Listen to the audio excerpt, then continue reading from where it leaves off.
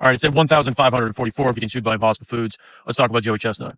All right, so Joey Chestnut, the best competitive eater in the world, is officially back at Nathan's hot dog eating contest this month. This is a big deal because he was quote unquote banned from the contest last year after partnering with Impossible Foods. These are his posts from last year. You can see him teasing the Meatless Monday or More Meat Monday. That was their promotion angle. And then literally 8 days later, he's talking about being surprised that he got banned from Nathan's hot dog eating contest. Now, Nathan's is not just a hot dog eating contest. It's actually a brand of hot dogs. This is kind of like showing up to a Nike sponsored running competition wearing Adidas shoes and trying to promote them, then being surprised that Nike doesn't want you to do that. One of the sources for the New York Post article last year kind of made the same analogy. But in this case, Adidas would be like, we're selling shoes that are not shoes, but they're kind of like shoes. They're exactly like shoes, but they're not shoes, but they're shoes in a different way, in a whole new way. Anyways, so he signs his deal with Impossible Foods, and it's not quite clear what the contract actually involved, but the competing contract that apparently Major League Eating offered him was worth up to $1.2 million, allegedly. So a rational person would think that the contract he did with Impossible Foods was higher, but nobody knows. So after the banning, he has this idea to set up a competing hot dog eating contest with Impossible Foods. Now let's get something straight. Joey Chestnut has like an incredibly high approval rating. I don't really know anybody who has an issue with him, but this whole thing does leave some questions. From Impossible Foods side, when they talked about the contest, they talked about launching a weekly partnership with him. So they go forward and they launch this More Meat Monday campaign, and it's basically just him eating their stuff. But then the very last post that he ever made with them was back in December. And there were some people speculating that maybe the contract ended. All of this brings us back to this year's announcement that he is officially back in the contest.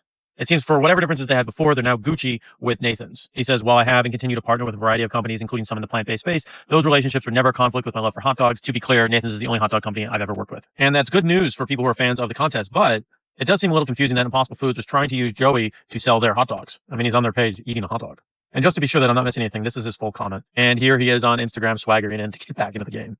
So overall, despite whatever happened last year, it seems like Joey Chestnut is back in the Major League Eating competitions, and most notably the Nathan's hot dog eating one. And that's good news for fans, but I think there's a couple questions left for Joey. Joey, if you're watching, it'd be really helpful if someone would clarify some of this. Mostly, are you still working with Impossible Foods? Is that relationship over, or are you just taking a break? If the relationship did end, can you share why? And did you know there's any significant amounts of resources suing other athletes and creators on the internet, trying to bully them out of their trademarks? Again, Joey's a super popular guy. Nobody has a bad thing to say about him. I think everybody's pretty happy that he's back in the normal contest, and whatever bridges were burned are now repaired. And you can't really blame him if he's going to get a sponsorship or partnerships that's going to pay him that much money. You got to secure the bag. I get it. But it would be really useful to just have some clarity on what happened with the relationship, why he hasn't posted since December, what the relationship is going to be going forward. And if you're saying that the things that Impossible Foods was selling wasn't hot dogs, what are they? Also, what do you think about them using their billions of dollars of funding to sue other athletes and entrepreneurs? I'm just asking for a friend. Again, I want to specify that I don't have any relationship with Joey. I don't know the guy. He just seems like a really popular dude with a good heart and a good stomach. I'm just reading public articles and asking questions about a newsworthy story that people want to know answers to. All right, guys, that's day 1,544 getting sued by Impossible Foods. The trial's in November. I'll see you here tomorrow.